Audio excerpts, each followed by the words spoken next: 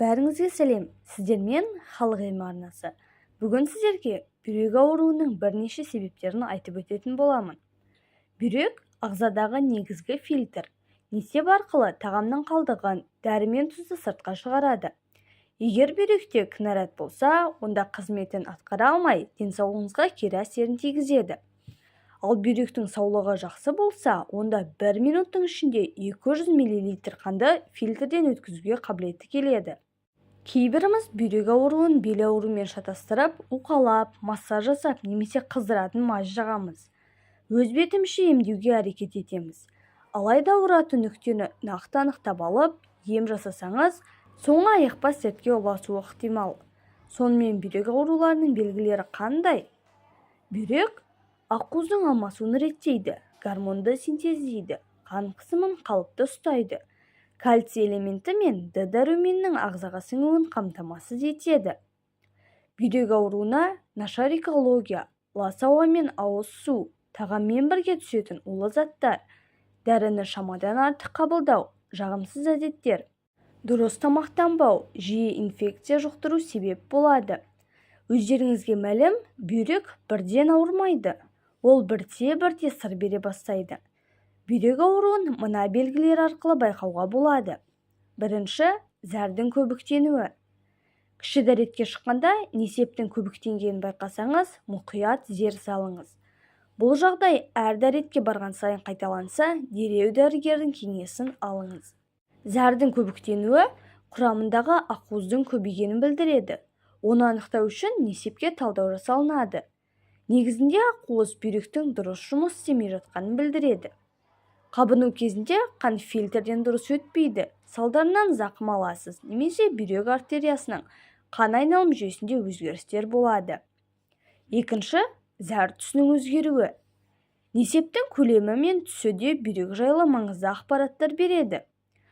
Жалпы дені сау адамның зәрі ашық сары болуы керек. Ал егер бүйректе қандай да бір кінәрат болса, онда несептің түсі қызғылт немесе ашық қызыл түсті көрсетсе, әрі жағымсыз иіс сезілсе, онда бұл дабыл қағатын белгі болып табылады.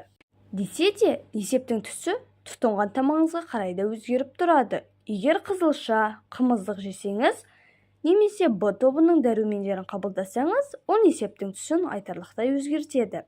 Үшінші, зәр түсі тұнық болмаса. Бүйректің қабынуын зәрдің лайлануынан және арасындағы қабыршықтардан білуге болады.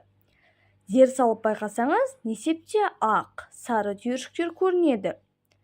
Бұл тас байлануының алғашқы белгілері.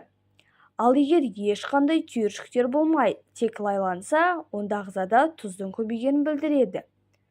Бұл кезде суды көбірек ішіп, ағзаны артық тұздан тазалау керек. Сондай-ақ дәрігердің кеңесі де артық етпейді. Төртінші, ауырлық сезсеңіз.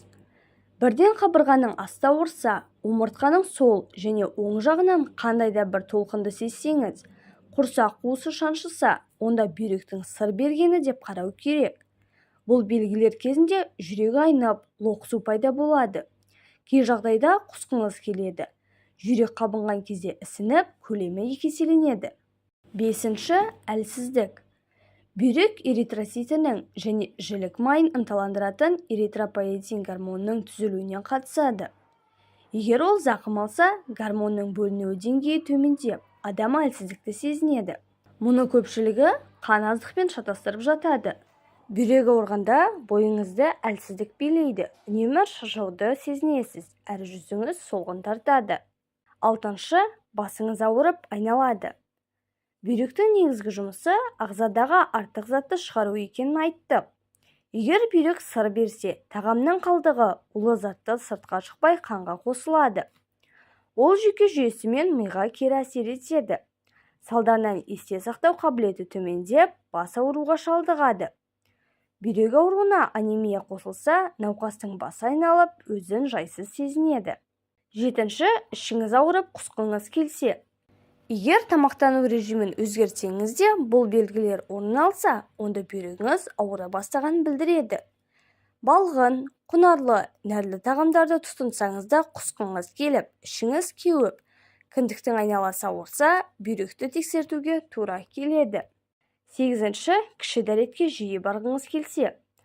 бірден әжетханаға барғыңыз келіп, бірақ 1-2 тамшы ғана кіші дәретке отыратын болсаңыз, онда сізге шын мәнінде алаңдауға тура келеді.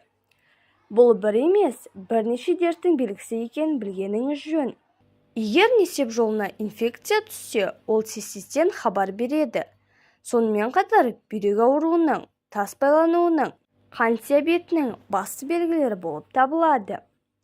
9-шы, тері солғын тартып құрғаса. Бүйрек өз кезегінде сұйықтықты, минералды заттарды, дәрумендер мен ақуызды реттеп, улы затты сыртқа шығарып отыруға қабілетті. Егер ағза ауырса, онда қызметін ойдағыдай атқара алмайды. Салдарынан несеппен бірге ақуыз, су мен минералды заттар жоғалып, терінің құрғауы мен қабыршықтануына әкеледі. 10-шы, қан қысымы көтерілсе. Ағзадағы натрий мен судың шығуы қан қысымының өзгеруіне себеп болады. Сондықтан да бүйрек ауырған кезде қан қысымы бірден көтеріліп, дәрінің көмегінсіз қалпына келмейді. Егер де осындай 10 түрлі белгіні байқайтын болсаңыз, сізге міндетті түрде бүйректі емдеу қажет. Ақпарат сіздерге пайдалы болды деген үміттемін. Видеоға лайк басып, каналға тіркелуді ұмытпаңыз. Видеоны соңына дейін көргеніңіз үшін көп рахмет.